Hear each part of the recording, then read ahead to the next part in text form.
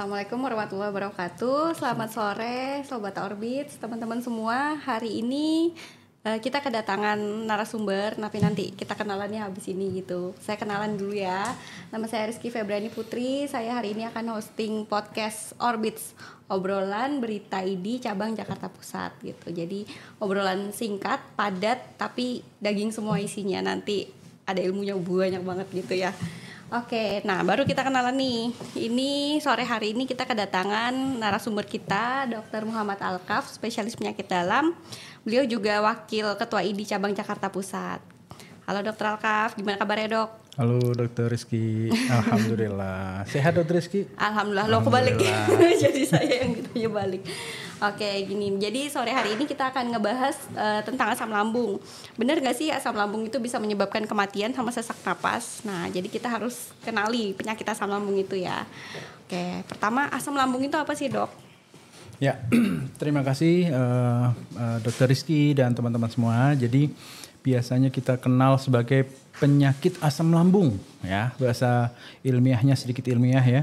Itu adalah acid related disease, yaitu sekumpulan penyakit. Jadi penyakitnya tidak satu, Dr. Kiki, yang disebabkan oleh kelebihan ya yang tidak proporsional dari jumlah maupun asam lambung ya. Jadi Tuhan menciptakan lambung itu sangat asam. Ya, pH-nya itu sampai dengan di bawah 4, 2, 3, 4, artinya sangat asam.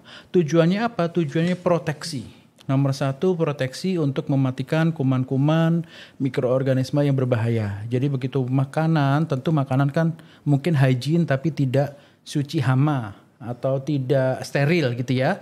Masuk ke rongga mulut kita pun nggak steril amat kan. Ada flora normal atau mikroorganisme yang positif gitu ya. Begitu dia masuk ke rongkongan, masuk ke asam lambung, semua hal-hal kuman-kuman yang negatif itu berusaha untuk dimatikan atau diinaktivasi oleh asam lambung. Lah khasnya adalah asam itu hanya boleh di lambung. Tidak boleh di atas lambung, namanya kerongkongan, dan tidak boleh di bawah lambung, yaitu usus 12 jari. Jadi, kenapa tuh dok? Ya itu, jadi fungsi lambung yang utama, setiap organ dari pencernaan kita kan ada fungsi masing-masing. Mulut dengan gigi-gigi yaitu untuk mengunyah, kemudian kerongkongan untuk menyalurkan yang sudah dikunyah ini ke dalam rongga lambung. Lambung sendiri fungsi utamanya 2, yaitu mencerna dalam arti membuat makanan itu lebih halus lagi. Yang kedua mekaniknya ya dok ya, mekanik, secara mekanik dan secara kimia dan biokimia adalah untuk mematikan kuman-kuman yang berbahaya.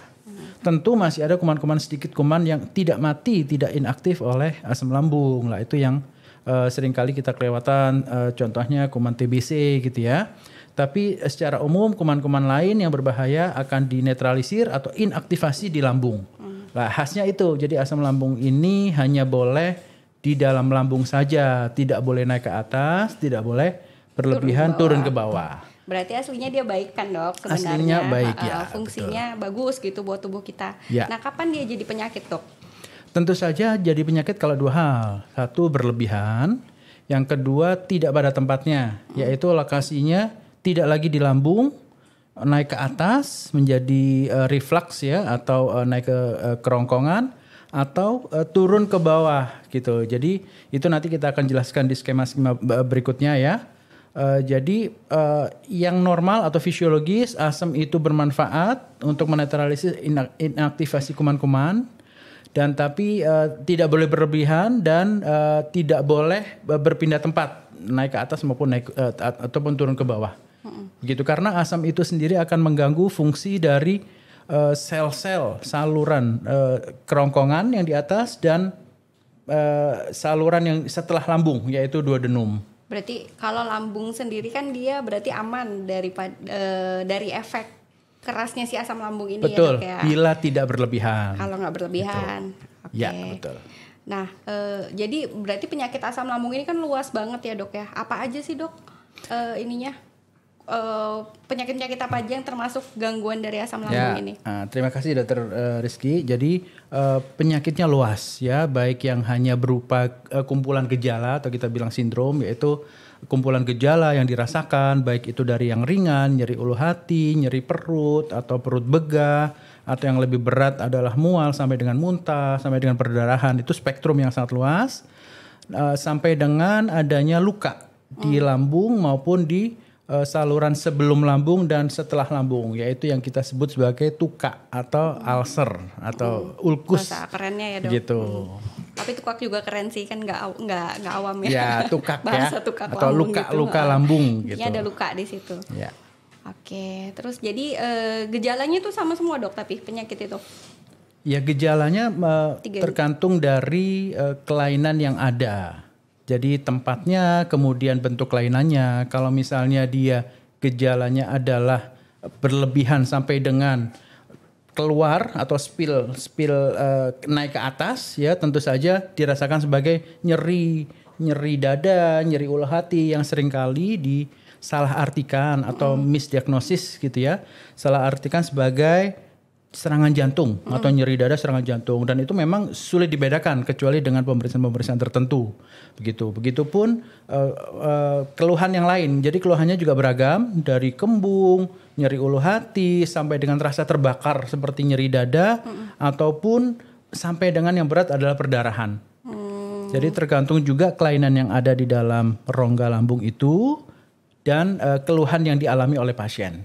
Begitu. Jadi severity-nya atau tingkat beratnya dan jenis gejalanya pun bervariasi tergantung apa yang dirasakan pasien masing-masing. Jadi beda-beda tiap orang ya. Ada yang mahnya ya udah dikasih makan sembuh gitu, ada betul. Gitu. Ada juga yang emang harus berat banget sampai harus datang ke IGD gitu ya dok ya. Betul. Oke, bisa sampai sesak napas nggak dok? Tadi kan judulnya bisa sampai sesak napas nggak? Ya, tentu saja apabila ada tuka atau luka yang berat dan itu spill naik ke atas yang disebabkan juga diiringi dengan kelemahan dari sphincter atau apa ya sphincter itu ya? Kunci gitu. Kunci atau apa namanya yang membatasi antara kerongkongan dan lambung. Apabila ada kelemahan, nah itu nanti kita sebut lagi jenis yang ketiga, jenis yang lain yaitu GERD, adanya reflux gastroesophageal atau lambung dan kerongkongannya itu terjadi kelemahan dari klep. Klep sehingga asam lambung yang berlebih itu akan naik ke atas dan menyebabkan sensasi seperti sesak napas, serangan jantung dan seterusnya. Ya, jadi memang bisa ngeri juga ya waktu kalau berat. Kalau kenanya yang berat bisa serem juga ya, gitu. Seperti berat serangan jantung dirasakan. gitu. Dan itu memang tata laksana atau pengenalannya harus ditata laksana dulu sebagai seperti serangan jantung sampai terbukti bukan suatu serangan jantung. Ya, soalnya kita cari antisipasi untuk penyakit yang berat dulu ya. Betul. Oke, kalau ternyata asam lambung aja gitu, walaupun aja tapi gejalanya berat gitu kan kita bisa lebih tenang dibandingkan kalau serangan jantung gitu ya dok ya. Oke, kembali lagi dok, tadi kan penyebabnya dua nih. Bisa produksi asam lambung yang berlebih, bisa juga kelemahan dari klepnya. Nah, kalau yang menyebabkan asam lambungnya produksinya itu berlebih itu apa aja? Ya nanti kita lihat di skema yang akan kita tampilkan bahwa ada keseimbangan antara faktor agresif atau faktor-faktor yang merusak dari mukosa atau dinding asam lambung itu dan faktor-faktor yang melindungi. Jadi apabila dalam badan kita itu terjadi keseimbangan, maka tentu saja tidak ada keluhan, ya, atau keluhannya sangat ringan sekali. Namun apabila terjadi ketidakseimbangan, misalnya faktor-faktor agresifnya ini yang negatif ini lebih banyak daripada faktor-faktor yang memproteksi, maka terjadilah kelainan, yaitu penyakit-penyakit yang terkait dengan asam lambung ini. Seperti misalnya faktor-faktor yang merusak ya, Dr. Rizky ya. Yang agresi tadi ya. Yang agresi atau yang merusak itu rokok tentu saja, kemudian alkohol, kemudian minuman yang berlebihan ya, dalam hal ini kopi, kemudian teh, makanan coklat juga yang berlebihan tentunya ya, juga merupakan faktor yang merusak. Kemudian makanan-makanan yang yang pedas ya, yang rasanya sangat menyengat, terlalu kental dan terlalu berbumbu dan pedas itu juga merupakan faktor yang merugikan atau agresi. Termasuk juga yang terakhir adalah obat-obatan tertentu yang digunakan tidak pada mestinya. Obat apa dok biasanya? Nah, ada nggak obat Ya kan kalau misalnya kita ke dokter kan dokter udah mikirin ya, oh ini ada efek sampingnya apa. Jadi mungkin kalau obat dari dokter relatif aman gitu. Kalau obat yang over the counter gitu ada nggak yang bisa bikin asam lambung naik? Betul sekali Dokter Gigi. Jadi ada obat-obatan baik itu yang diberikan oleh dokter yang sebenarnya dia itu punya efek samping ya, bersifat merusak atau mengganggu asam lambung, yaitu obat-obat kita bilang anti inflamasi atau anti radang. Ya, mudahnya adalah obat-obat nyeri, anti nyeri. Dokter Rizky ya, atau penggunaan yang berlebihan pada orang-orang tertentu yaitu obat pengencer darah juga bisa. Makanya dokter seringkali memberikan mengiringi atau melakukan edukasi kepada pasien apabila pasien ini perlu jangka panjang obat-obat itu yang berpotensi untuk mengganggu, seringkali disarankan minum obatnya setelah makan atau diberikan juga obat anti asam lambung. Demikian Dokter Gigi. Ya, jadi kita kalau ada obat yang bertindak sebagai faktor agresi, kita kasih juga proteksinya apa biasanya. Betul gitu sekali. Ya Dok ya. Oke, itu biasanya sakit apa aja Dok yang dapat obat pengencer darah atau obat-obat anti radang, itu pasien-pasien apa aja? Biasanya adalah pasien-pasien radang ya, radang sendi seperti pengapuran, kita bilang bahasa kedokterannya adalah osteoartritis ya. Kemudian pasien-pasien yang harus mendapatkan pengencer darah biasanya adalah gangguan jantung koroner atau pasien dengan stroke.